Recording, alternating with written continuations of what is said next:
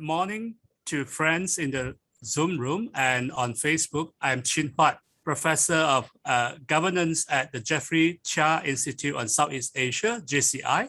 Welcome to this special lecture, jointly organized by the Asian Strategy and Leadership Incorporated, ASLI, and JCI.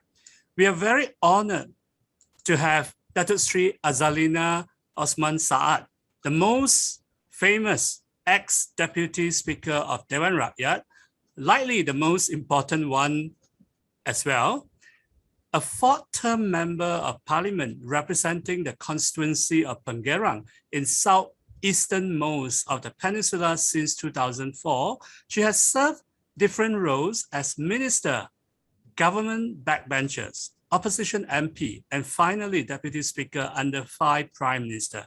Tun Abdullah Badawi, Dato Sri Najib Razak, Tun Dr. Mahathir Muhammad, Tan Sri Muhyiddin Yassin, and now Dato Sri Ismail Sabri. Trained as a lawyer, she was first appointed as Minister of Youth and Sport, then as Minister of Tourism, and after a break, as a minister in the Prime Minister Department in charge of legal and parliamentary affairs. In comparison to her minister career, which endured accumulatively 7 years, her stint as the deputy speaker was a short one of only 13 months, of which 7 months saw the parliament suspended under the emergency. When the rising numbers of COVID-19 cases, with the rising of numbers of the COVID-19 cases, Malaysians came to see the perils of not having parliamentary oversight on government policy. And notably, Dato Sri Azalina made 2 public calls for the parliament to reopen on February 17 and May 27. Subsequently, the National Palace expressed the same wish on February 24 and June 16. In her unanticipated resignations on Monday, Dato Sri Azalina said she resigned. Here I quote, so that the government and the opposition may have more room to reset our Dewan Rakyat, so that this august house can truly function as the forum for professional competition and collaborations between parties on policies and governance, unquote. She also said, quote, in future, speakers and deputy speakers of the lower house should be suspended from any political party post to ensure political impartiality, which is a key feature of the office, so that he or she can effectively function without fear of favor. Now, all this have now made this lecture planned last week even more interesting. After her lecture, we will have Dato Sri until 11:30 to answer any burning questions from you, from the chat room here, and where possible also from the Facebook pages. Without further ado, Dato Sri, the floor is yours to share with us your roadmap to parliamentary reform. Thank you and good morning to all. Thank you to Prof for inviting me under this program. All right, I think I'll just go to my slide first. As you know, the concept of parliamentary accountability, check balance, when you use the word parliament as a center of power, I'm trying to go back to the basic of understanding the whole concept of the check and balance and independence. And I brought in the whole appointment of cabinet ministers from Article 43. It states very clearly with regard to the powers of the appointment under the Federal Constitution. Then you can look at the fact that from Article 44 onwards, you go down to 69 of the Federal Constitution. This is just my preamble to talk about the role of Parliament in the Constitution itself. Now, can I have the next slide? One of the biggest challenge is to make the Parliament multi-partisan forum on policy, competition, collaboration, and the key element here is the professionalization of politics, and I think I forgot to add, and also politician. If the Parliament is looking to a reform agenda, it has to look into the Parliament itself as an entity to allow the MPs to function. Number one, in my personal view, which I've been consistently saying, the MPs individually, without fear of favor or even being tied to their political party, to function professionally and to also be the oversight personality when it comes to policy and lawmaking of the government, regardless of their linkages to that particular political party. So I think if you read my article, Prof, continuously I've been using the word of crossing the floor, and it's not just physically crossing the floor from one bench to the other, but crossing the floor for me carries a very dear interpretation, is that you must be able to live out your relationship or your commitment or your duty to your political party on issues that affect your constituency and issues also that affect your conscience. So that's why when I talk about parliamentary reform, I'm looking at the institutionalization of the parliamentary independence and amendments to laws, policies pertaining to parliamentary function. Okay, can I take the next slide, which is the last slide? This is basically what I'm looking at generally. This is just a helicopter view. This doesn't represent my political party stand. Again, I'm crossing the floor. I believe from my experience being a fourth-term member of parliament, I've been the front bench, I've been a backbencher, I have been in the opposition bench, and I've been above the bench. Now I'm down the bench, and I've seen it all. And one of the grievances I personally have as a, I have to say it, Prof, I know my friends in Pakatan Rapai may not be really happy, but I have to say when I was the opposition MP for 22 months, I was also quite excited looking into the manifesto of Pakatan when they were going on their roadshow of campaigning for PRU 14. They were talking about a lot of reforms agenda, and I was quite excited being an opposition MP to want to see that to happen for that 22 months. And unfortunately, nothing much really changed from the reform perspective, from the manifesto that they have been raising. So I was feeling a bit like, lama, I thought you're going to bring in all these changes and all that. But that's just my personal view as an opposition then. And then if you look at this chart that I'm putting in, it's just a practical process of flow for parliamentary reform. I think I won't go into the boxes, Prof, but if you can see, these are basically suggestions. I don't know about the timeline. I'm not sure whether, as of yesterday, with the government joint statement between the ninth Prime Minister and leaders of the opposition bloc, whether these are things that they are looking at generally, because in that statement, it doesn't state very clearly into what reform agenda they're looking at. They're also not looking into the time frame of the reform agenda from the parliamentary reform. Although if you look at the statement is emphasizing, I think, on three key elements. From yesterday's statement, if I take it as a cue, we're looking into the parliamentary reform, judiciary independence, and institutional reforms. But if you just look into the parliamentary reform statement being made, or there's a joint discussion, I don't know whether there will be a specific follow-up as to what exactly they mean, how it's going to get done. Is it this session or another session? When and who's going to do it? That's basically it. So I think, Prof, I'll stop here and I open up for any further questions on your side that I can respond to what I've presented. Thank you, Prof. Dato Seri, we have quite plenty of time. Would you want to sort of introduce these 7 boxes here a little bit more? Because I think some of our audience are not so familiar with the issues. it'd be great for you if you can Okay. actually share. Yeah. All right. These are, again, I have to qualify whatever I'm saying, because I don't want people or the viewers to tie to, oh, this is going to be the official view of UMNO and Barisan National. No, no, no. This is me. It's me as someone who's a four-term MP. It could also be my wish list, to be fair. So I must qualify myself. Okay, let's talk about the first box. That is the review, eligibility, impartiality, and accountability of the speaker. Well, that's very obvious because in UK, a member of parliament can be a speaker. It doesn't say you can't. And in our rules and regulation, you can also be a speaker to be a member of parliament to be a speaker.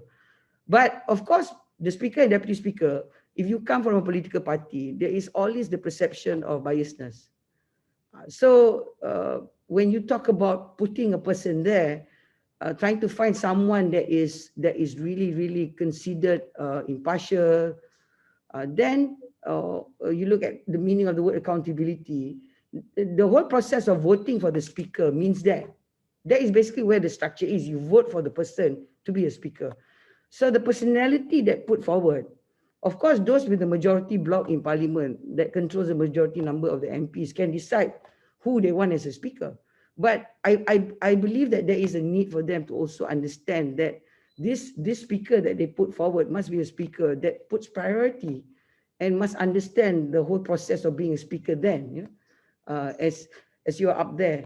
I don't know whether you want to do a comparative to judges in court, when sometimes when you have a conflict or maybe you are related to the defense or the accused or you're close to the counsel, you can request to change yourself as the judge then, so that there's no element of biasness. Now, in reference to the speaker and the deputy speaker, in most Westminster system, they do come from the floor itself, not necessarily an outsider. But it doesn't matter so much, but the personality itself, you have to not only be fair, but be seen to be fair.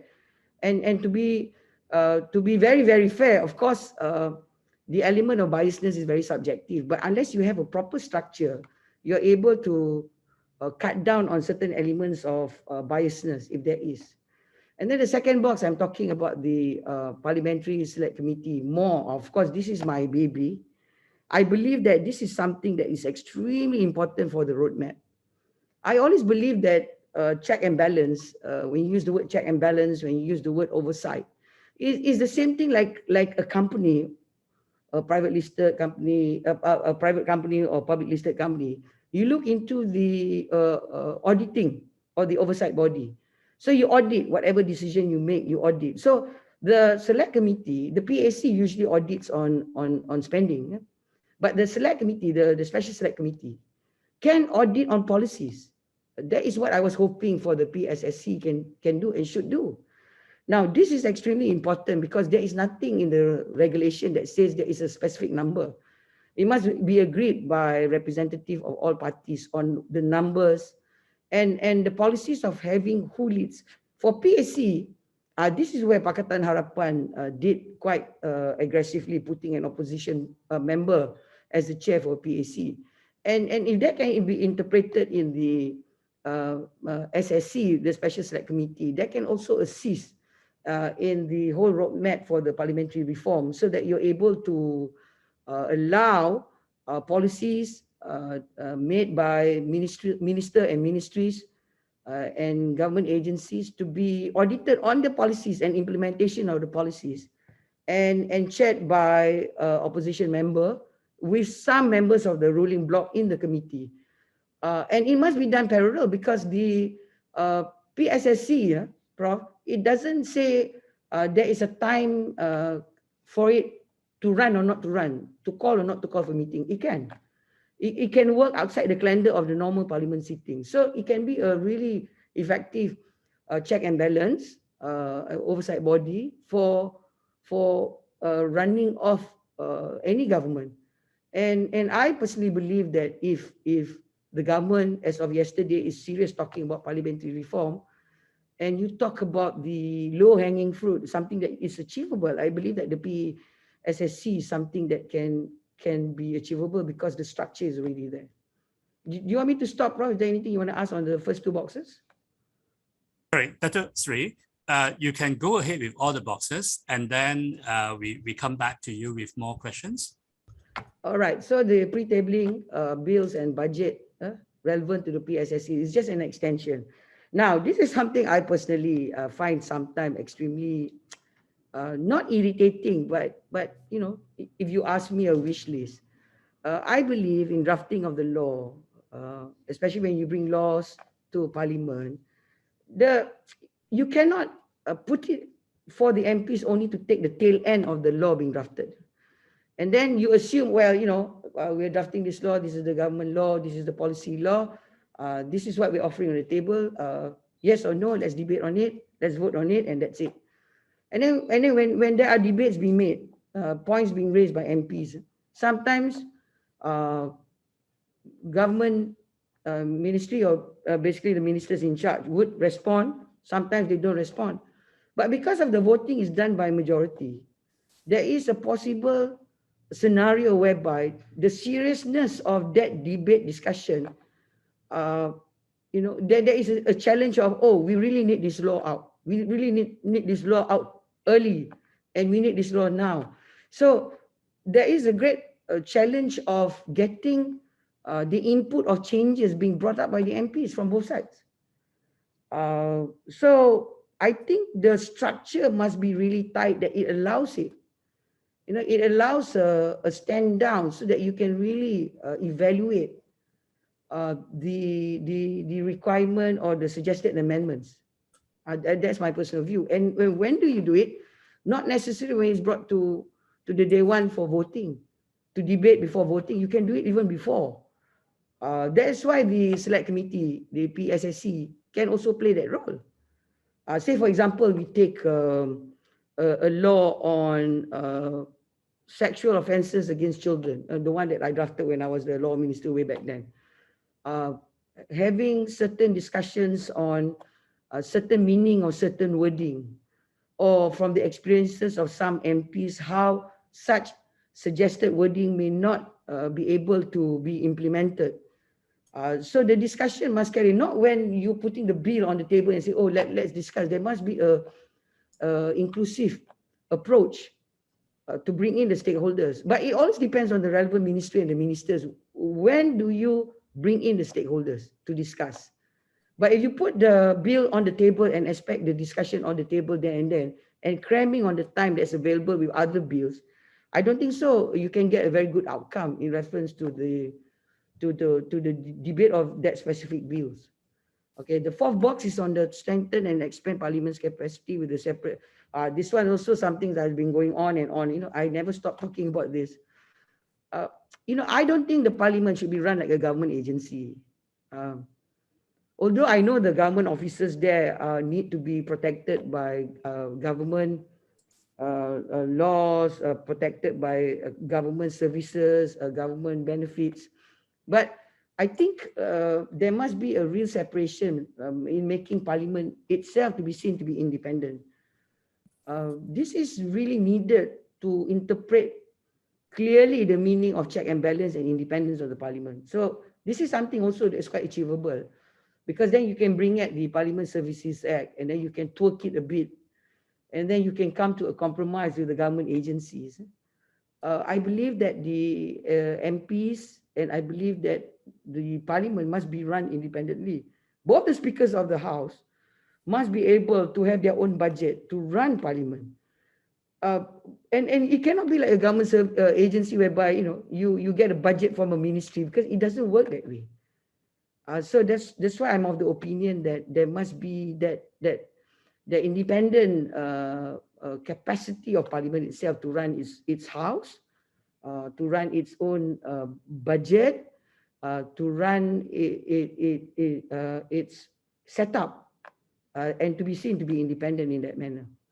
And then the fifth box, we're talking about the avenues for private MPs to initiate private members bill. Well, this exists in a lot of countries, that MPs can bring in their private members bill, but sometimes they don't see the light of the day is because of the fact that timing itself, because when the House sits, the government business must be a priority. And I don't have any fear that any private member bill is considered something negative. You know, it can also be seen something positive. But to establish the avenue, well, it depends so much on how. I hope this government will pick it up to see whether would they see this is something that is not considered threatening. But then again, you have to go back and look from the perspective of the house itself, to allow uh, any specific timing to debate on private members, or to allow. We do have a second chamber now, you know, if you notice, whereby, but it's only a one-way traffic, whereby the MPs can ask a slightly more wider question to a particular minister or deputy minister. But I believe that the second chamber can play a bigger role and a better role.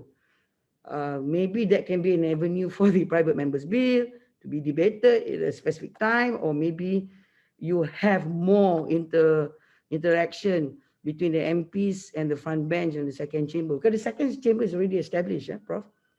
And then the sixth is the prioritized motion of confidence and vote no confidence. Well, this is something that I have to say. I know many people will not like it, but you cannot deny the fact that in Malaysia, we don't vote directly for the country's leadership. So it's not like a presidential system whereby the rakyat goes out and vote for one man, the poster boy, poster woman. It is a system of a parliamentary democracy system whereby the rakyat votes for the MPs, and then the MPs will choose someone among them who will have the confidence. The confidence means the support of the MPs to lead. And because it's the upper house and lower house, it's always the role played by the lower house. Now, the vote of confidence is considered extremely relevant, because in some countries, Prof, they have the VOC in the standing order itself, and it's stated very clearly. And this is the reason why, is because there is this perception that, you know, as a leader of the house, or someone who commands the majority, there must be a platform of right to hire and right to fire, and it's done in Parliament, because the process of accountability means not only can I question you, but I can also interrogate you, and I can also challenge you, and I can also dismiss you. I mean, that is the general interpretation. But of course, uh, because of the fact that we are not tied up with a anti-hopping law, and we do not have a political funding act, we don't want the VOC or the vote of no confidence, for example, to be abused. So I mean, this is another separate discussion, but it's not written in the standing order. So there can be multiple interpretation, but I'm just looking at it generally by seeing this as a legitimate instrument uh, for the MPs to play their role. So this may tie up to the whole concept of the speakership, tie up to the PSSC, it ties up to the independent of parliament, it ties up with the parliament not being closed, it ties up with the budgeting. This is something that it's like a whole manual that ties up the center of power to be given to parliament. So it's like a whole ecosystem.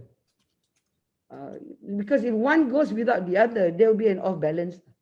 And then lastly, my suggestion is to transfer the PM to the speaker's vast agenda setting power in the House Committee, Business Committee, because usually there is a perception that the government wants their motion to come in, and a lot of amendments need the government consent. You know, I think basically if the House wants to do certain changes, I think the House must be able to have proportional representation from political parties to give in their input.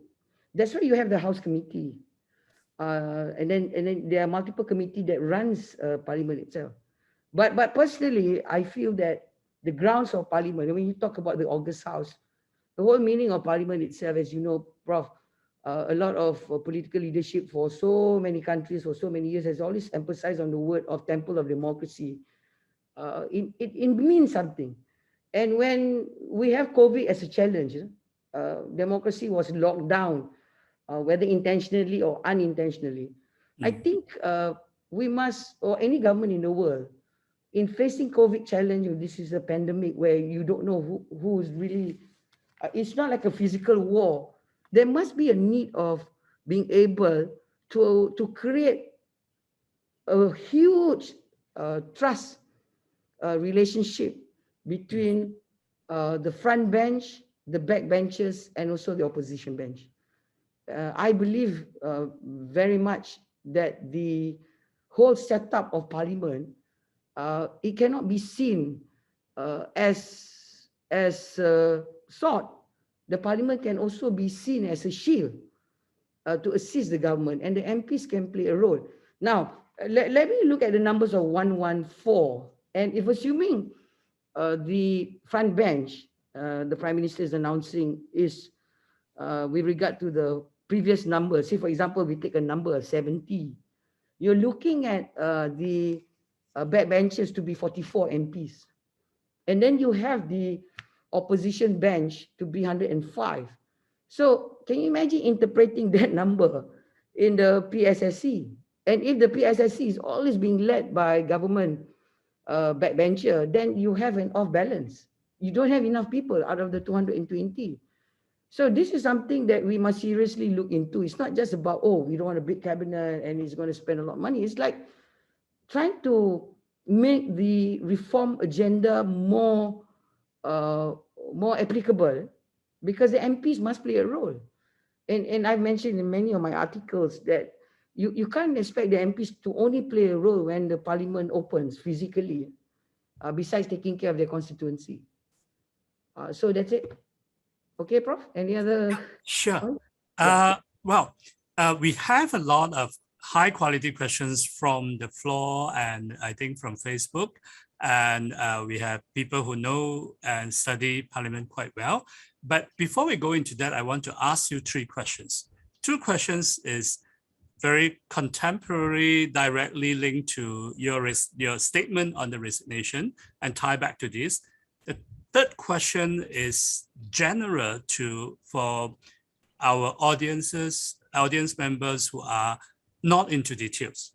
My first question is this. You mentioned that, say, in future, speakers and deputy speakers of the lowest house should be suspended from any political party post to ensure political instability, which is a key feature of the office, so that he or she can effectively function without fear or favor. But we have seen that in the past, until now, that non-political speaker can be biased as well. So my question to you is now the future?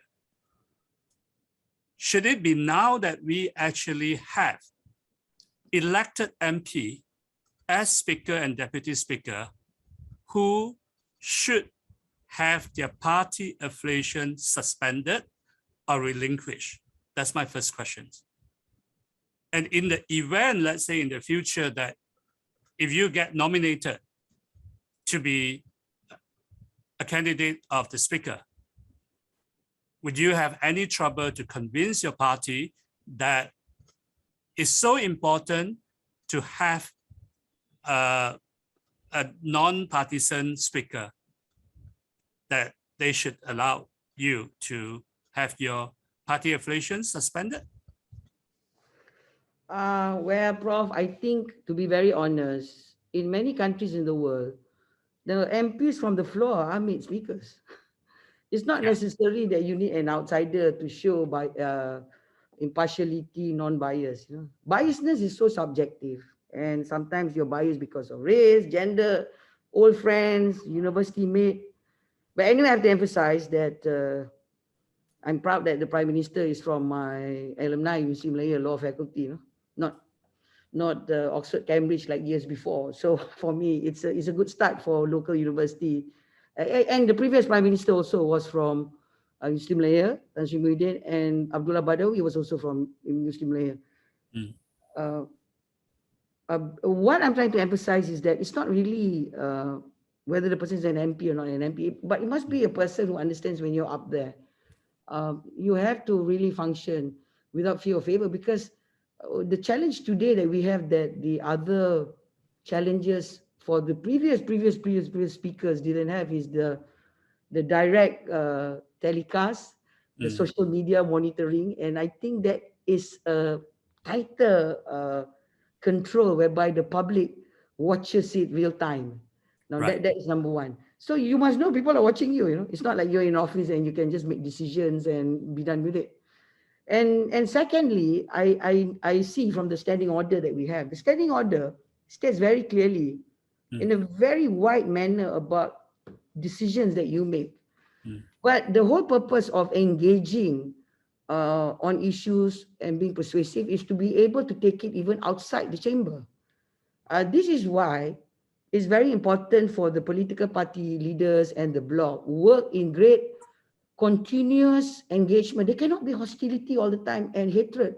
I don't like you, you're my enemy, you accuse me, I never forget what you did to me 10 years ago. I mean, if you keep behaving like that, and you're on vengeance, and you're suddenly you're prime minister, you're no more, and then the next time you're a minister, you're no more, and all that becomes an issue, you're not be able to talk. And I really feel sorry for the speaker, with all due respect.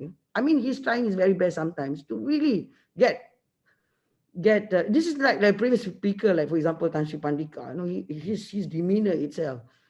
But the point here is that the personality is one thing, but the structural change is another. You must allow. And also the speaker cannot be pressured. The speaker must put priority to make sure. I mean, if you read a lot of literature on a lot of speakers, is that when you're up there, you're more inclined to the minority, because you know the majority is taking control of the movement of the house. To be fair, to be seen to be fair, you have to allow allocation. And to be fair, when I was up there, I get indication that the Speaker of the House did tell me, like, okay, we'll give equal time, which I think was very, very fair. But if I have my way, right, cheekily, I would have all the MPs talk, and I'll do it from night to dawn, dawn to night. I'll do it. I'll just let them talk non-stop, because I think I want to allow everyone to have that privilege to represent their constituency, because our sitting is not like in UK and it's like maybe 3/4 of the year. Our sitting is a very short time of calendar, and I know they have a lot to say. Okay, then we have the second chamber. Now, talking about suspending the party, what I meant was the political party post, not the MP's post. Okay. Like for example, I am in the Spring Council, so that carries a lot of weight, because decisions I make, and in Spring Council, I'm not appointed, I'm voted in. So the perception of biasness can be there. So that's why I meant, Prof. Right. Okay. But would you be in favor that, let's say, we emulate the House of Commons in UK, that speaker must also be an elected MP, and they go as far as relinquish party affiliations, but the voting of speakers in the British Parliament, you require 12 MPs to nominate a candidate, and 3 of them must from a different party. So to build in multi-partisanship, even in the nomination and election process. So you are asking me, would that be a good idea? Yes. Well, I think their MPs are more than ours. We 650. Are like yeah. And then also they have other system that exists, and the total independence of the house itself. Yeah. Okay. In our case, I think we are only starting on reform. I cannot just give an answer on that. Sure. On my committee. Sure. Okay. But I must say, the thing that I would agree with you, it would be better from someone from the floor, which is within the members of the MPs, because we know each other better. Yeah. So it's easier to communicate. I mean, that one I may agree lah. Also because that also helps the speaker to be more independent than being obliged to the prime minister who appoint him or her from outside. My second question is from your statement, you say when you resign to give the government and the opposition more room to reset our Dewan Rakyat so that this August House can truly function as a forum for professional competition and collaboration between parties on policies and governance. My question is, what should the government and opposition, whom have met yesterday, what should they do to seize this opportunity of your vacancy? What do you expect to see in the best scenario? So obvious, Prof. It should be replaced by an opposition member, but the motion must be by a government. So it becomes multi-partisan. Yeah, if the motion is by opposition and then we vote another round of VOC lah, fight. Right. This is the best opportunity for the Prime Minister. For the Prime Minister to offer that as a gesture to start the ball rolling. Because as I said, on the timing of the reform, on what reform, it's going to take time, Prof. It's not going to be a one-day sitting and we'll be done with it because there's a lot of negotiation with stakeholders. But this is something that is achievable. If the government does that and it is supported unanimously, say for example, I think it will be a fantastic for Malaysia history, for our parliamentary history, because we are showing that gesture that we want the parliament to be a professional platform. Thank you. But I'm not Prime Minister lah, okay? I'm not the Ketua Majlis. I hope him or his advisor are listening to our talk now. But as you say, this is a golden opportunity. What else, what better way to show that the oppositions are also part of your family, right? We talk about Keluarga Malaysia, then they are your saudara as well. Now I'll come to the third questions before I take up questions from the floor. You talk about professionalizing politics and politicians, and so that it can function well, as people would expect in a parliamentary democracy. But you have many people who have given up on elected politicians. Either they give up on parliamentary democracy in the sense of like we should simply have a head of government elected directly by the people who then just appoint minister of experts and so on. Or some would even go as far as that, who cares whether there is a democracy? We just need experts to run our country, even if it take the form like something like the National Operations Council after 1969, Pengerang, right? So here you suggest that parliamentary reform can professionalize, can change all these things. Are you suggesting that the flaws in our political system are the main cause of our trouble, rather than just a lack of integrity and principle, which is more commonly understood by ordinary Malaysians?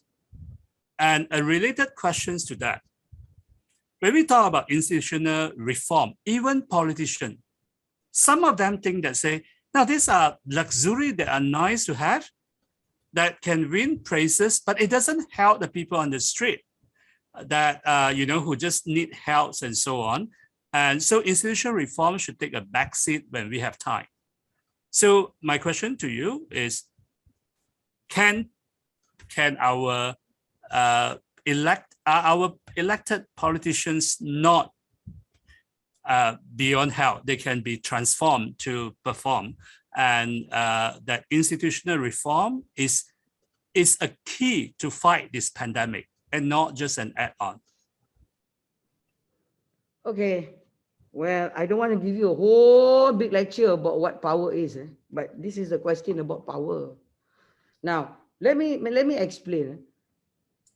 As a member of parliament, we are always the first they call in the constituency. Sometimes I call myself the glorified postman and postwomen. You carry letters. And people know where their MPs or the state assemblies are based, their officers, because they are raising up problems. The reason why is because there is a perception that the MPs or the ADON is able to communicate with government agencies and policymakers, which is the Menteri Besar or the Prime Minister or the Cabinet Minister. There is a general perception. So bila banjir, and then you have masalah, rumah bocor, you run to your MPs. Who do you run to? Your local council? Who do you run to? Government agencies? So you run to your MPs. Now, when MPs are MPs and being politicians who have voted, any political country out there in the political history, New Zealand, Canada, UK, even in America, there are two things that the MPs must do. Number one, the MPs are representing the people, which is their constituency. And because in America, it's a electoral system because it's huge. But in our system, we are able to have the demarcation line of the Kawasan Parliament, unless you make it smaller. But then we are not based on proportional representation of the Kawasan based on the people voting. For example, my area is huge. My voters are less than 50,000.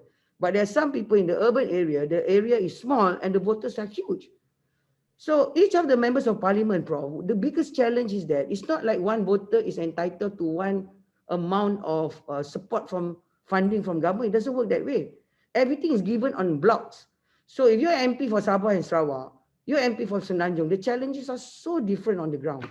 So funding is a big problem for them that sometimes whatever funding they get from the state government or the federal government, it cannot interpret with the things that the policy makers are making via the agencies. Now, my biggest challenge, I'll give you an example, as a coalition member with Perikatan, the last Prime Minister, is that it's been led by another party, not by my party. Now, when we raise issue or grievances on the constituency, the response cannot be immediate for whatever reason. I don't want to go beyond that. But as a politician, a professional politician, it must also work both ways, Prof. So you can expect a politician to be talking about human rights, Bill of Rights, want to see transparency, accountability. But in the kawasan itself, that cannot be interpreted. You telephone pegawai daerah, you have to wait for the guy's time. And then you call majlis pembandaran, cakap pasal law. And then the rakyat is on the phone scolding and screaming at you, thinking you can just sign the check, angkat cangkul, gali lubang. You cannot do all that. So you need a lot of understanding and cooperation. But if you're opposition, and I was opposition for 22 months, Prof, people that I knew that understood the kind of work that I've been doing in my constituency, the flip side comes in. So how to make politicians in Malaysia professional and to expect professionalism? Because that key element of trying to get things done cannot be done because of the party affiliation. So then to answer your question, would it be that all politicians do not have political affiliation? So you make it a level playing field. I don't know. It's up to the academician to talk about it. Okay, let's go to the second point. In the House itself, of course, everything moves according to the block votes. But if the numbers are razor thin, right, like the numbers are really, really thin, and again, I keep talking about the anti-hopping law, you will have a lot of problem, Prof, because you cannot really get a concrete outcome because it's not just on SD or on voting a prime minister. It's about getting things done because your number is very, very slim. So for example, you want to come up with a legislative change on issues.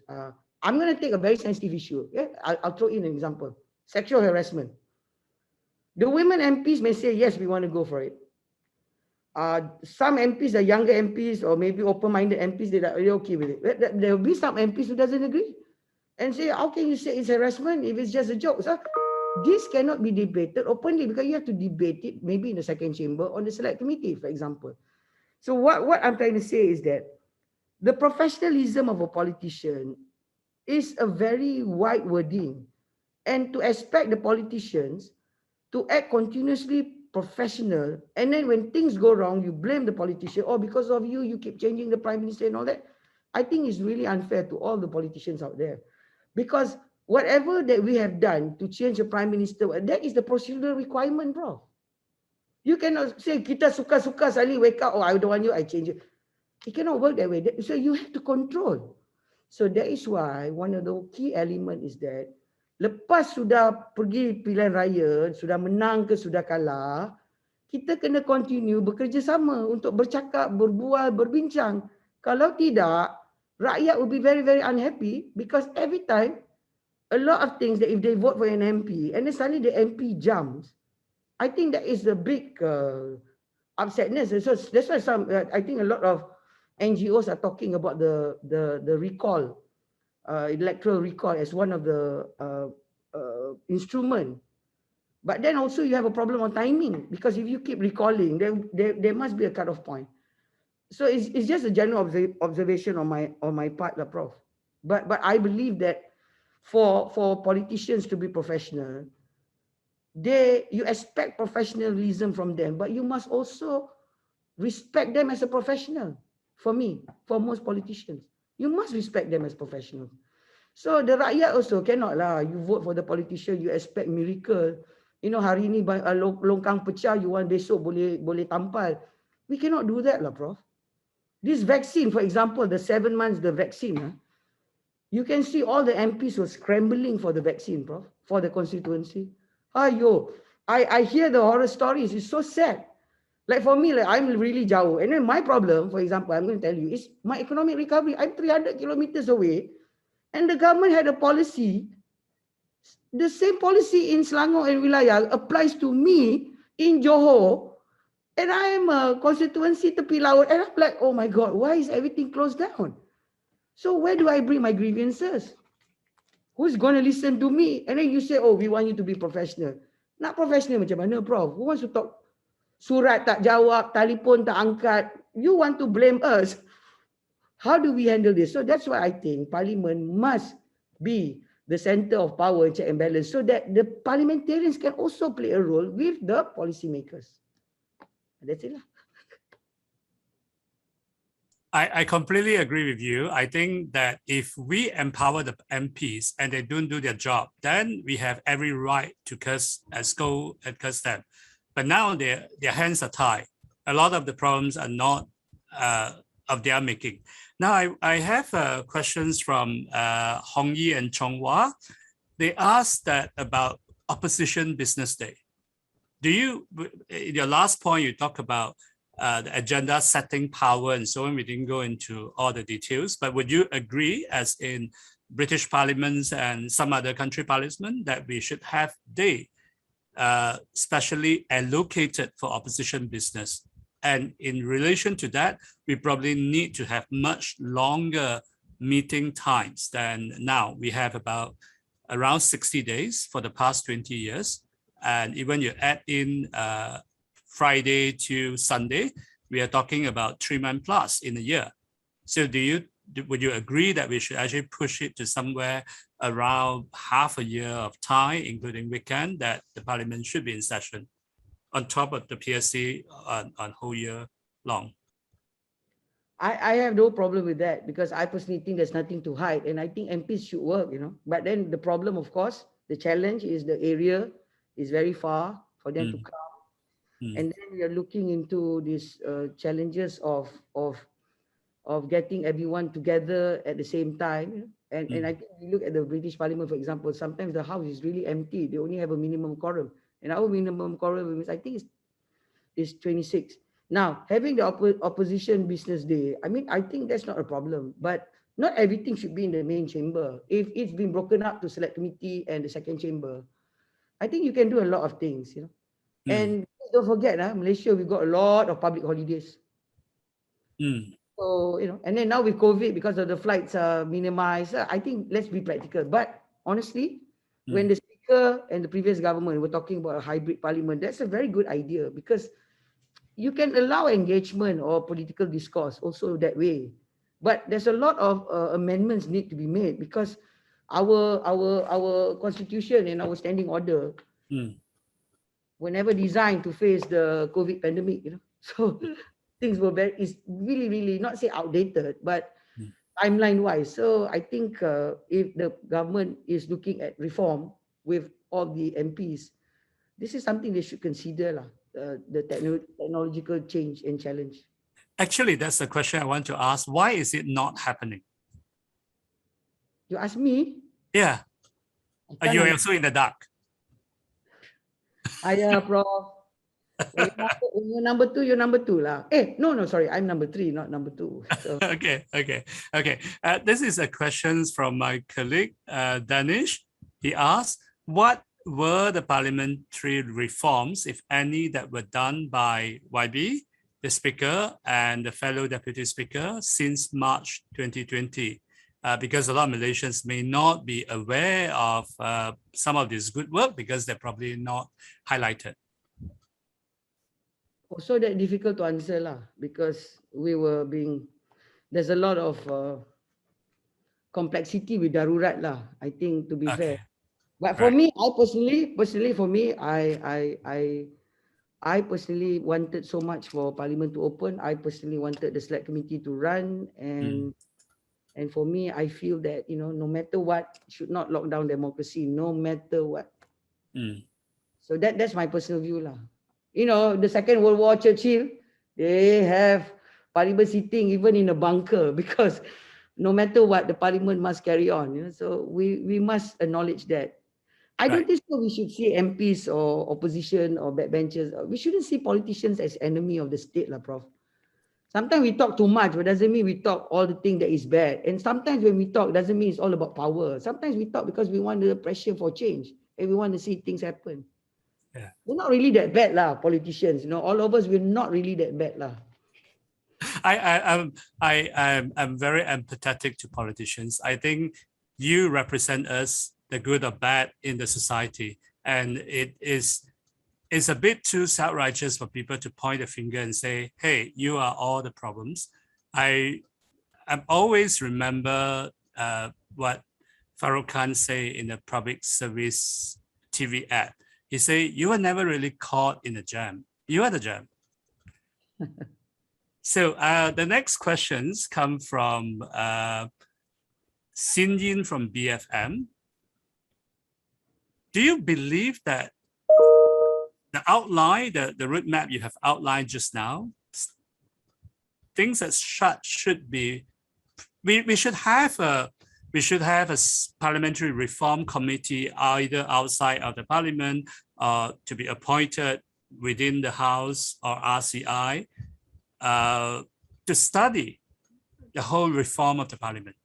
What's the best way to push for a proposal? Yeah.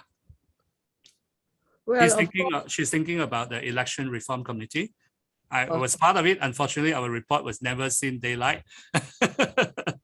No, I think there is a great need to get everyone involved. You know, not only the MPs, but also the senators, to get previous experienced speakers, to get civil society, you know, to study from other countries. You know, it must be a total overhaul change. As I said, I qualified myself. What did I say? I say that, number one, we don't know what exactly reform the government is looking at. Number two, we don't know how and we don't know when. And when is the timing? But I'm just saying the immediate thing is, of course, the deputy speaker post lah. If the government is really, really keen, that's number one. Number two, I believe that with the sitting when the King's opening the parliament, inshallah, on 6th of September, maybe I was thinking from that perspective, with that 15 days time, to look at something that is achievable. Pending that, it takes time.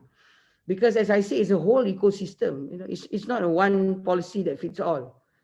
And again, as I say that, I think when the speaker himself really mooted the idea of the hybrid, that one we have to relook at it, because maybe for select committee lah, because of, you know, for us to be sitting in meetings and doing oversight body with government agencies, you don't expect to physically be present in parliament, taking the RTK saliva test and then come in and then go out, come in again, saliva test again. I mean, oh my God, you know, the amount of money that is spent on that is one chapter. So let's be practical, because I think, again, the standing order, the constitution wasn't ready for the COVID pandemic.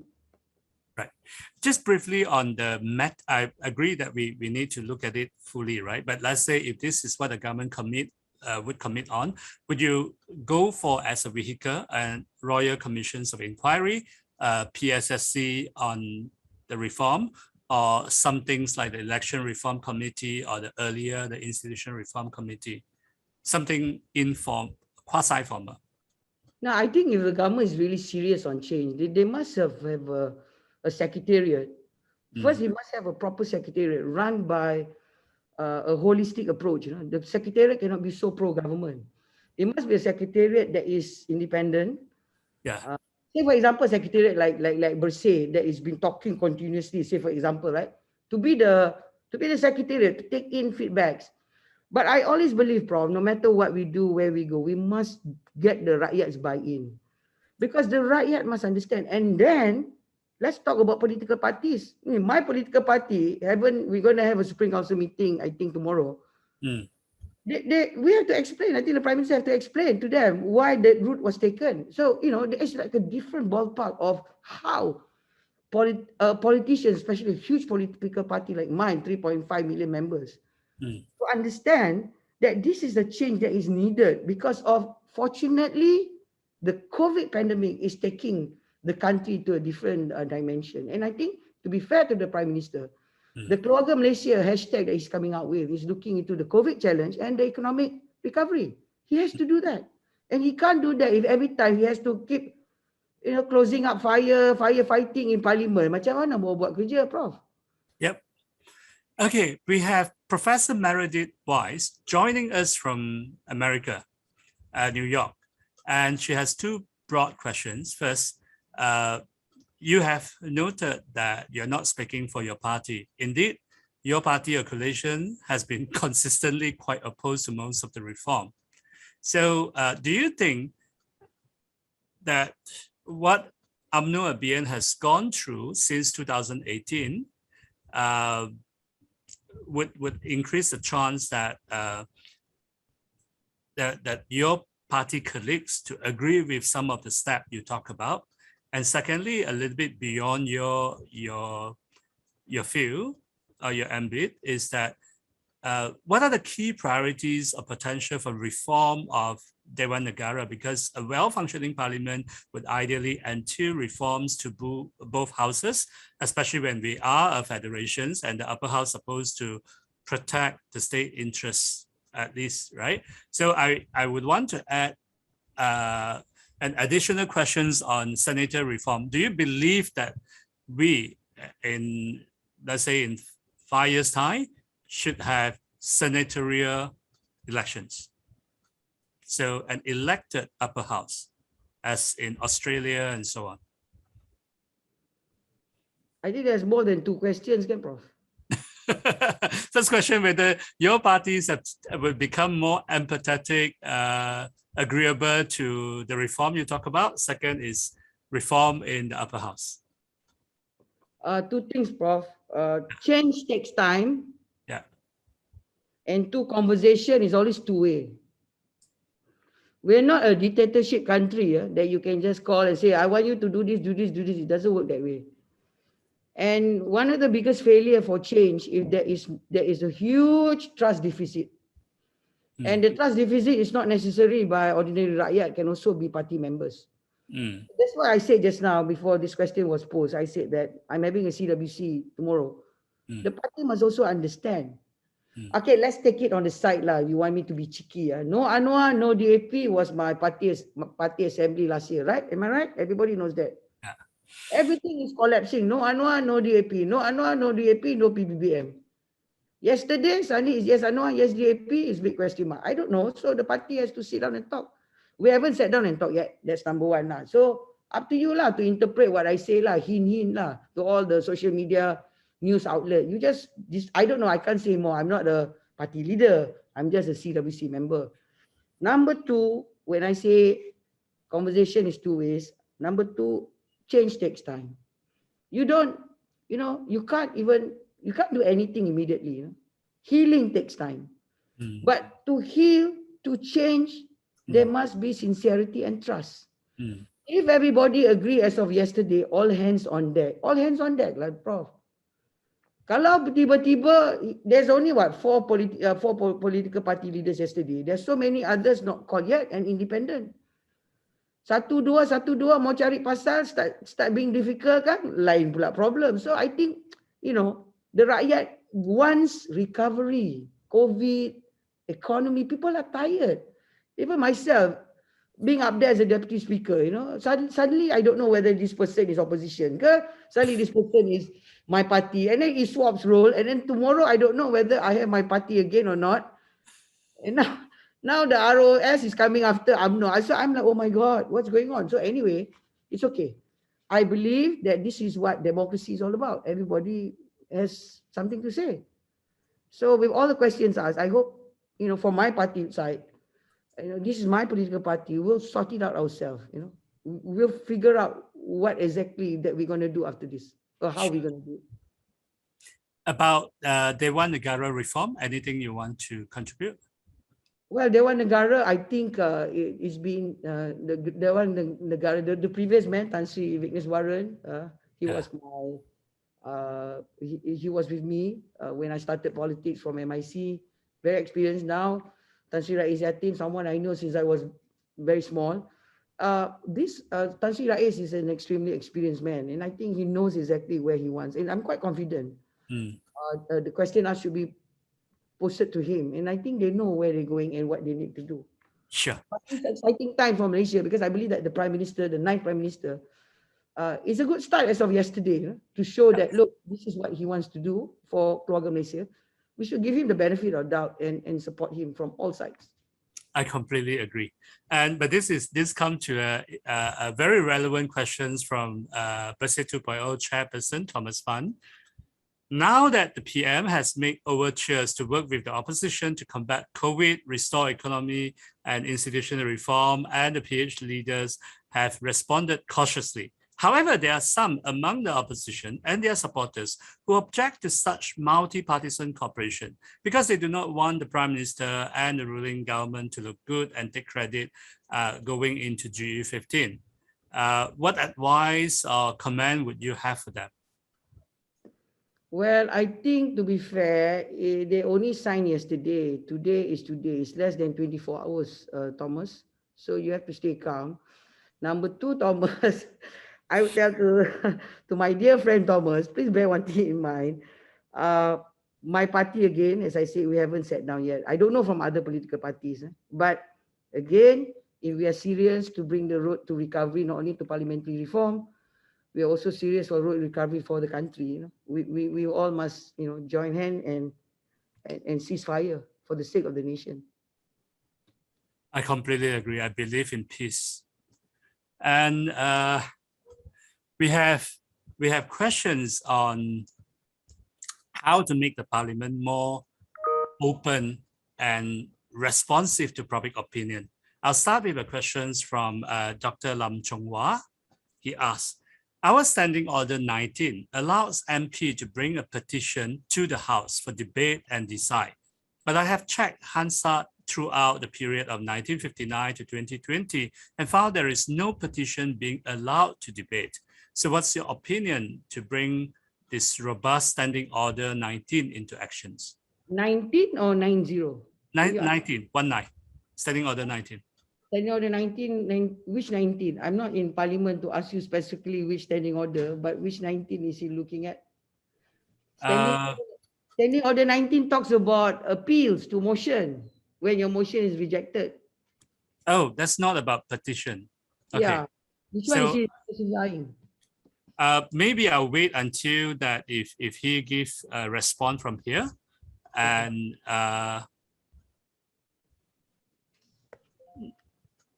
yeah, but so sorry. I'll wait until that they can send me something more clearly. I'll move on to another questions from Asha who works in the UN here.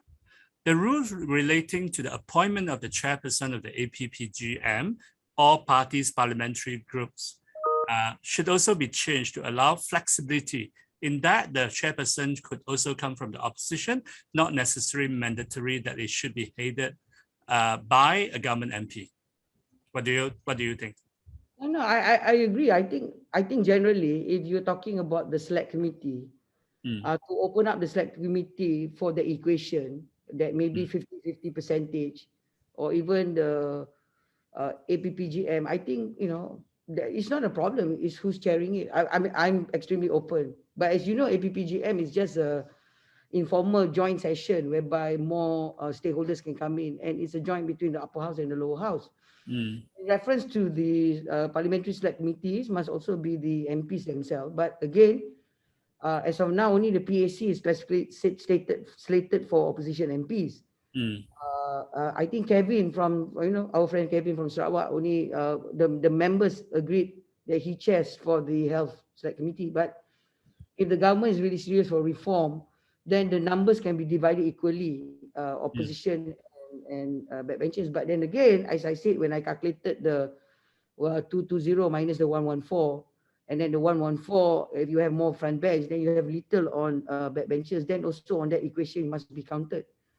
But I think for Parliament, the chairing itself depends on the subject. But I believe that it should be more clustered in the sense of, if assuming the government today and the Prime Minister is deciding on the format of the previous government, there is a Menteri Kanan with a certain cluster, maybe there can be a mainframe of that, a parallel between the SSC and the APPGM on special subject matter.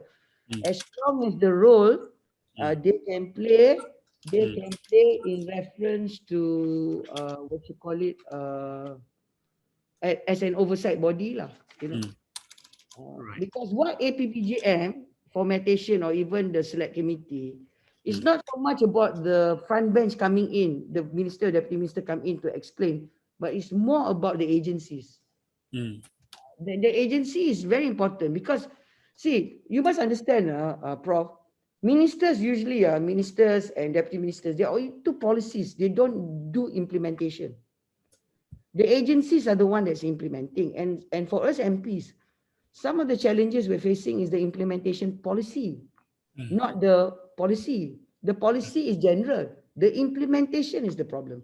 So sometimes when ministers make announcement, when you ask the agency is very slow to react, or their time frame, their challenges. Those are things that the oversight body must play a role.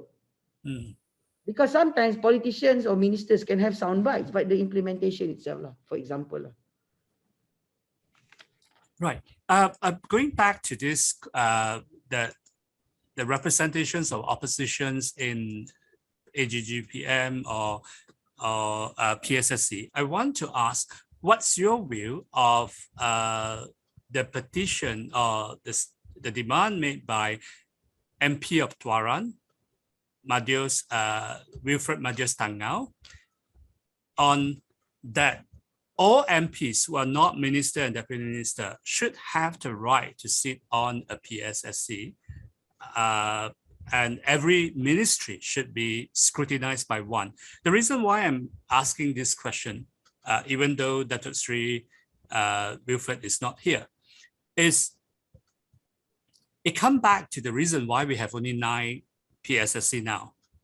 The reason is to make sure that the government backbenchers can dominate them. What has been proposed by Tan Sri Muhyiddin Yassin in his last day offer to have 50% of opposition leader chairing the PSSC is a good thing. But would you agree that actually we need to protect the right of MP who is not a member of the administration to sit on at least a committee to scrutinize the ministry?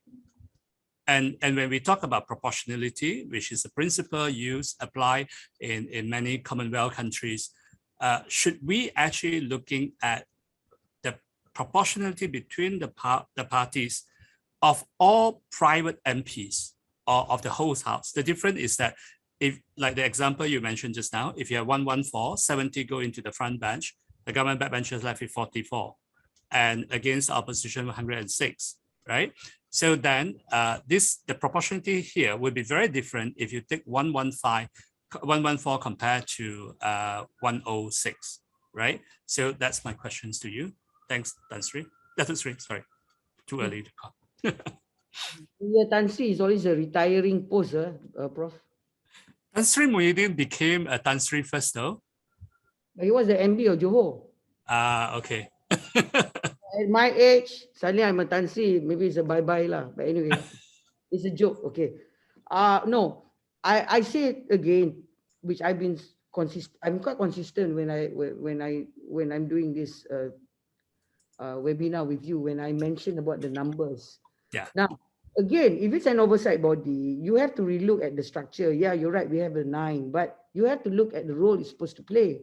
If out of the 44, the backbenchers is chairing, the committee can also be more by opposition, because if you keep overlapping, then you'll be overworked. Yeah. So that's why I said earlier, and I said, look, maybe you have to relook at the main structure frame. If the government, that is why I always believe the PSSC should be parallel to the existing government, because it's always the whole duration of the time of election, which is 5 years you govern, right? Yeah. So assuming the government decides today to come up with a 4 Menteri Kanan, I don't know, and then each of the Menteri Kanan has got their own cluster. Maybe the PSSC, the AGM can parallel to the cluster topic. Then you back up to the ministry that is functioning on that level, so you become an oversight body. But kalau satu orang cakap pasal anjing, satu orang cakap pasal kucing, and then datang parlimen jerit, and then by 5 minutes you have to pack up. That's why you take your frustration outside. So maybe you have to relook, but I don't know. I don't know whether this Prime Minister, as of yesterday, when I saw what yesterday is, I hope no matter what we are looking at the objective of parliamentary reform, you know, it's not really about getting there, but it's about how to get there. What is the best way to get there? Yeah. Again, as I said, the deputy speaker post could be the first approach, it's low-hanging fruit. But the PSSC also, you can look at it. But one thing I must recall, Prof, for the PSSC, one of the requirements is because when things are done in the parliament, physical side of the parliament, the implied notion is because of the immunity factor. If you take the thing outside, you can be an informal discussion, but sometimes the reason is why when we call at PAC, when they call you must come, is because you are expected to come, because that's part of your duty to come and give the answers to the question asked by the PAC. And then the answers are put on the table and it's being debated.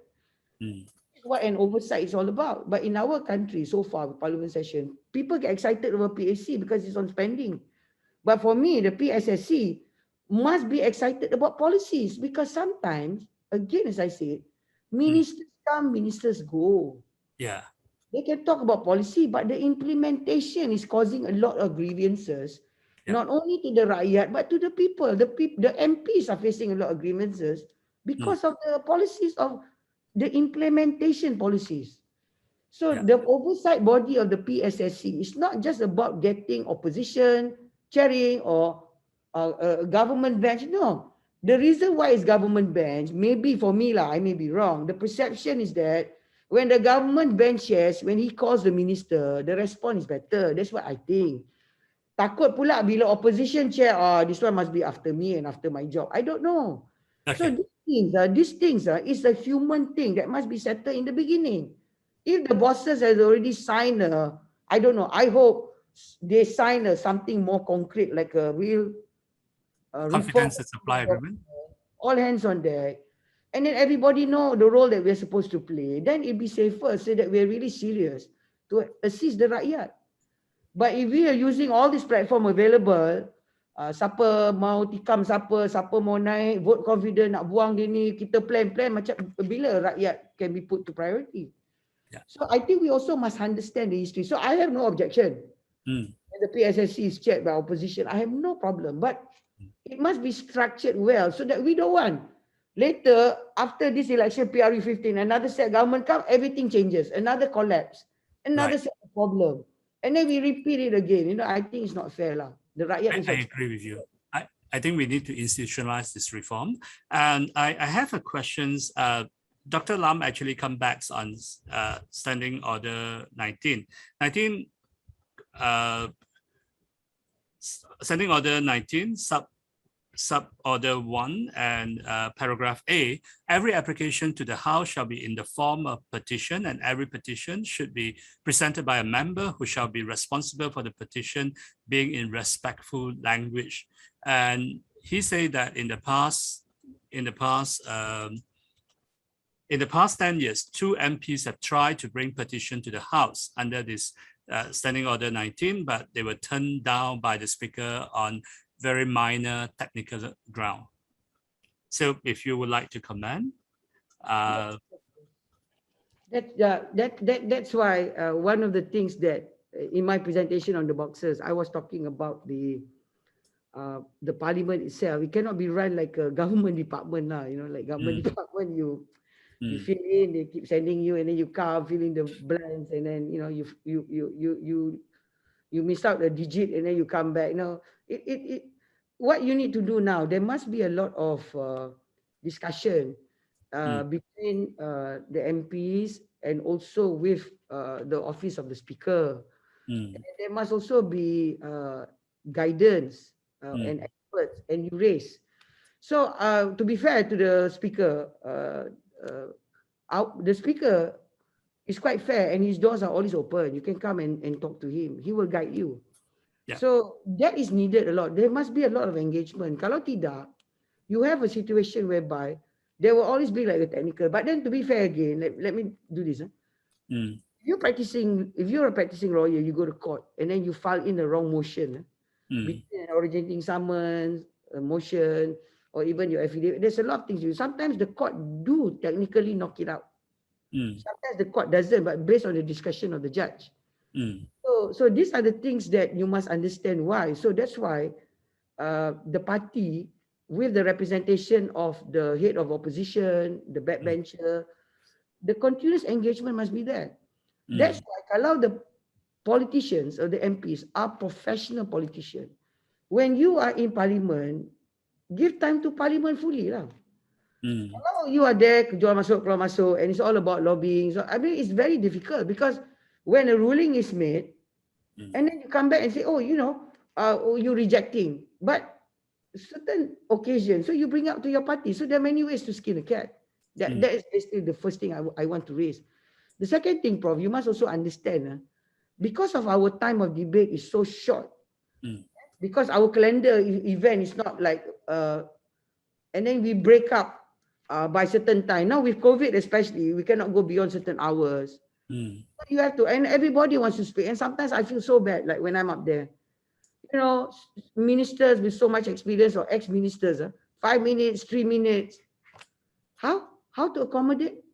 So maybe, these are the things that usually they say, oh, we have to finish government business. That's why there must be a continuous engagement with the reform so that you can discuss together from all MP side. What do you want to look at for the business of the parliament for this time? Maybe that would be a better approach lah. But I wouldn't know. But yesterday,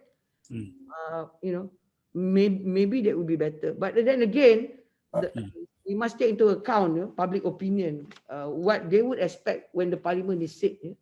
Because one of the things that I noticed, Prof, you cannot deny the fact most of our laws are very outdated. There must be a great need of law reform to certain sections or certain laws. It's very outdated. And parliament must also play that role, not only in making new laws, but to amend old laws. So the parliamentary, the MPs must also play that aggressive role to look into that, to check the existing law, because those laws that exist now is causing a few challenges on policy implementation. So these are things that the MPs must look at the professionalism of their role as MPs. It's really a privilege to chair this conversation because we have questions often just respond to what you have said. So Andrew, our good lawyer, Andrew Koo, has a questions on this. Looking at the House of Commons a lot in the UK, one of the hardest working committees is the Committee on Subsidiary Legislations. Given the way in which our laws are made today, each bill law generates vast amounts of delegated subsidiary legislation, which are laid before the parliament, but never review or monitor. Therefore, they can escape parliamentary oversight. What's your view on this? Especially you being a lawyer, you feel perhaps? Yeah, because I think in some countries, they do that because they want to quickly move the legislative, maybe on amendment or new laws. But in our country, we're quite conservative, everything is on the table. But he is right in one thing. Sometimes when the bundling is up, it's very difficult to catch up because it's a very technical amendment. Sometimes you still have to bring. So that is why for me, I continuously keep talking about the second chamber, because I believe that the second chamber can do something more if it wants to. To be honest, I think Tan Sri Pandika was the one responsible for the creation of many reforms when he was the speaker for 2 terms, to be very, very fair. He was very experienced because being a practicing lawyer, as being a minister before, backbencher and all that. He was traveling and he was doing a great comparative. And he is one man who's very sharp. And he wanted, the way Parliament was moving, so that it could take in all kinds of scenarios. And this is something we have to relook at. Because of, as again I say, I must always qualify, is because of the way the standing order is being done, and the way the constitution is being drafted. It must be taken from that aspect of the physicalness. And then when you run in on amendments and all that, you cannot, you have to, and then when you have so many on your table, it goes in like an automatic machine, like a teller lah, ta ta ta ta ta ta, and it's not fair. Because in some countries, the public must always have say for certain amendments. Right. Because we need the public opinion also. You cannot be simply, and not hear what the stakeholders have a say, especially on issues of women and children, or children. Children can't come to Parliament or raise concerns. How do you do it? That's why in some countries, the select committee, I always believe, is a select committee that is live telecast also, not only the Parliament session in house, but the select committee, to allow the public to observe the oversight role of the committee. And it has its own budget. It can bring in outside bodies. So these are the things that, it's a total revamp lah, the whole ecosystem. Dato Seri, you are a passionate advocate for human rights, especially on women and so on. We have a questions from Bina from Family Frontiers. She asked that now that there would not be a two-third majority, I think that probably would not happen in a generation time, but it would take a two-third majority to amend the federal constitution. Do you think it's possible to call for a bipartisan vote in the parliament to amend the constitution so that Malaysian women can pass on their citizenship to their children born overseas? Basically amending Article 14. I'm very biased when it comes to women and children, so you ask me that question, of course I say yes lah. But honestly, my personal view, not my party, I think it's not fair. If you look at citizenship, it's only for the husbands and not the wife. And this is my personal view. I don't want the religious group to go after me, but I think it's not fair. There's no difference, and this is about what, I'm not really talking about real equality, but this is about justice. You have to be fair. You cannot segregate and discriminate. It's as if women got no brain when they decide to marry a foreigner and have children. I mean, like, seriously, come on, 2021. If I start, I will not stop talking, so better stop. But personally, I just don't understand the whole logic behind it. I think a lot of Malaysians are probably, they live probably very long, all the way from 19th century until today. They're still around. Anyway, but because you are the chair, I have probably the last three questions. You are the chair of the PSSC on women and children. So to follow up the questions for Bina, is there anything your committee can do? Because I don't want to bring in the party, right? And also related to that, one argument that have been put forward to have committees is that when a small numbers of politicians sit down in a group across party, it's much easier for you to develop a working relationship than say, you in a big hall, in a whole house meeting, and then people normally take the side of their partisan stand. So I would like you to enlighten us a little bit on this, what your PSSC might do to allow equal citizenship for women, and your experience how PSSC might have helped in reducing the partisan antagonism. Well, I think, to be very honest, MPs being MPs, regardless of all our differences, but when we sit together and we are Malaysian, we do have civilized conversation. I mean, that's number one. Number two, getting the government agencies or the implementing agencies to come on board and explain is a big challenge, Doc. Sometimes this COVID is always the biggest excuse that no one can come, cannot come, delayed in coming, all kind of nonsense.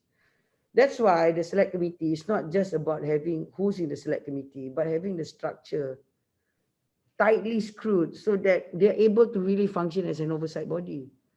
this issue about women and children or any other issue, and I'm chairing it, you must understand that you have to hear. We know the grievances. It's out there.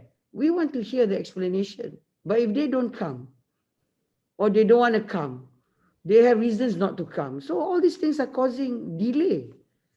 And that's why I'm saying that they cannot make parliament also part like a government agency.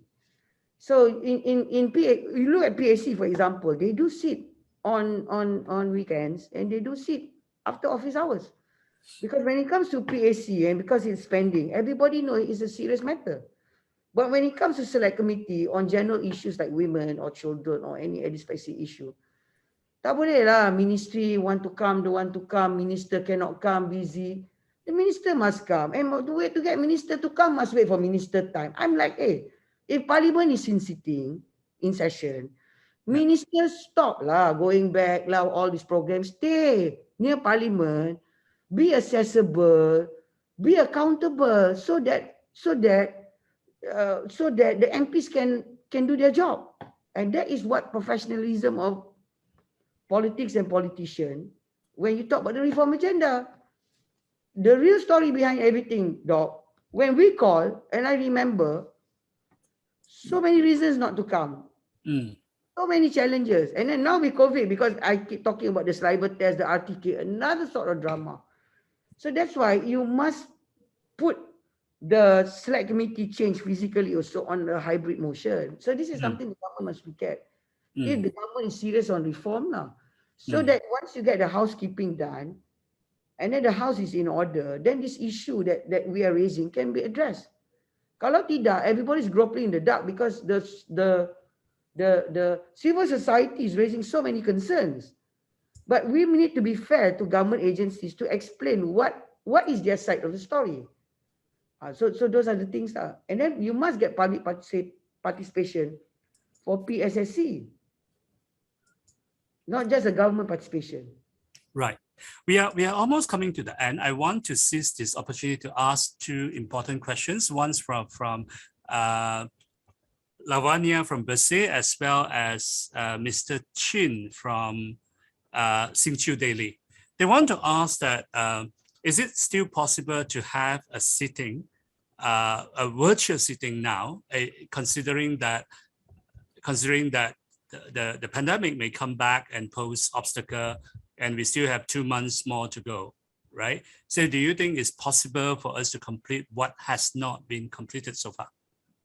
Well, I think to be fair to the speaker and the former Minister for Law, they were, and both speakers of the house, speakers of the both houses, they were quite adamant to look at it, but there were some challenges on the practical aspect of doing the virtual sitting. So that's why they came into a hybrid suggestion that also needs some housekeeping amendments to the existing rules, standing order regulations. So of course that is the way forward. Most countries are doing that because of the pandemic itself. So those are things also, as I say, that the government must also look at, and it will also apply to everything. Now APPGM can do it because it's not strictened so much with the rules, but the PSSC is parallel with the chamber, and that must also be amended, the rules and regulation. Yes, thanks for bringing that up, because I know that you and the chair of PSSC on Health, Science and Innovations, Dr. Kevin Lee, and also the PSC chairman, MP Wong, all three of you have asked for the standing order to be amended. I hope that this would happen soon.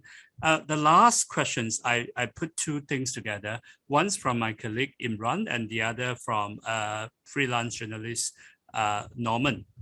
The question is, and I asked this, I think, for the interest of our journalist friend here. Whose decision was it for you to step down as the deputy speaker? Does it involve any consultations with the party and government? And yeah, so I mean, ask more about the biggest challenge and how do you assess your own performance? Also, these are what are the biggest challenges that you have come across, and how do you assess your own performance? And from Norman, I just want to add this part, which I think is very important. She asked, in the short run, if given the chance to overhaul and reset the roles of Parliament, what would you do in the short run to also include greater access of information for the press and the public to the business discussed in the Parliament? So in short, was the resignation decision your own or with consultation with others? Second, what's your biggest challenge, your assessment of your achievement in as Deputy Speaker? And if you get a chance to reset it, whatever position you might be, what would be the main thing you want to do? You have given us a whole roadmap, but this is just sort of to sum up for our members of audience to have a take-home message, what they can expect, let's say in the next 6 months or 12 months to come, if the government has the strong political will to do it. Okay, my resignation was my own, it was my conscience. The only person I spoke to was my my parents and people who are close to me. And I wanted to go, not this time, was even before. I think generally I felt that one of the things that I was quite envious is that I couldn't be on the floor to raise issues affecting my constituency. For MPs, especially being an MP for 4 terms, the COVID challenge, the COVID pandemic gave a lot of different sort of grievances to different sort of MPs out there. And there is a perception that as a deputy speaker, you have access and then you can write and then you can call. But because it was a coalition government, it was very difficult to communicate even for my constituency. And I felt that it was very unfair to my people there, my voters there. And then the vaccine, I mean, I have to say in the beginning, not now, we were all like, some of the MPs were like beggars, we didn't know on the vaccine. Now it's so much better because maybe there's a lot of vaccines out there, but it was really difficult. So when letters are written and unanswered, and then, and the only platform you had was like when the parliament was in session, so I felt that, I couldn't function. That's my personal view. But then secondly, when I took into account with the soundbite that has been happening because of the SD and all that, I felt that it was quite timely.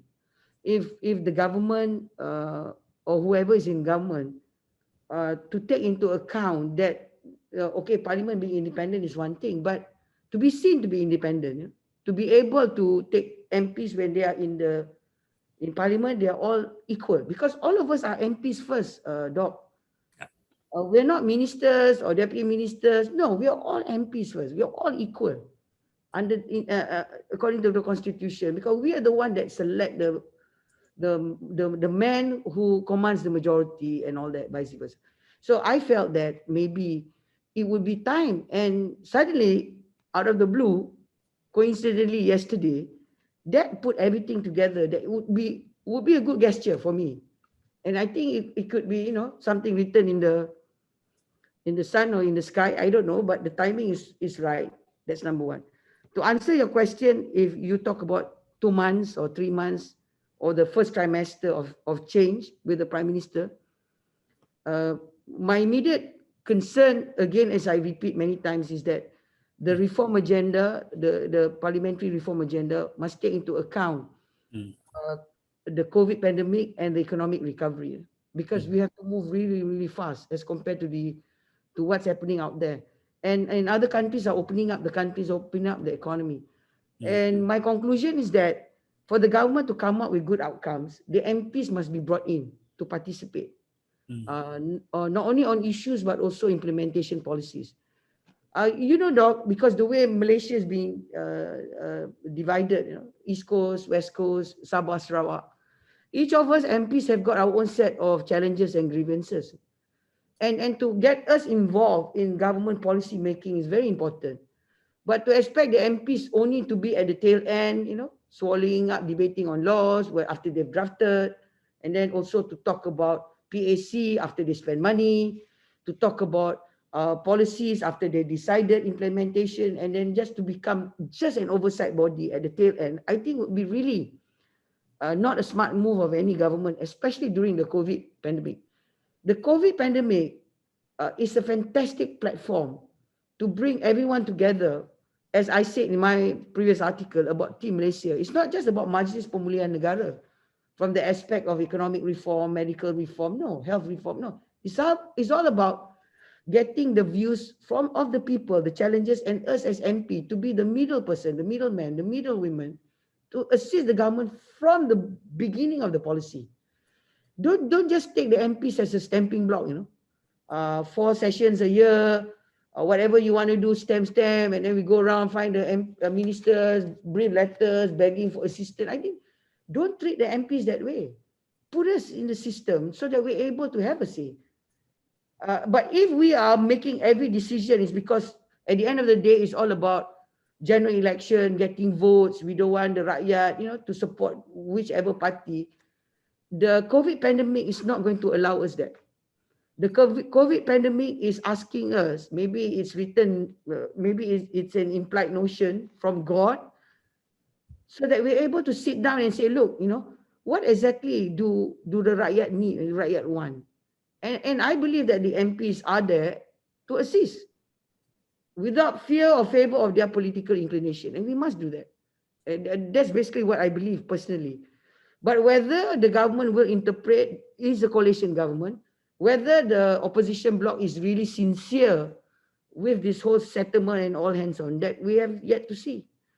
But I think the rakyat will be really furious on all politicians if this continues. I mean, that's my 2 cents worth. I completely agree with you, Dato Sri. And I invite everyone in the Zoom room to give you a round of virtual applause.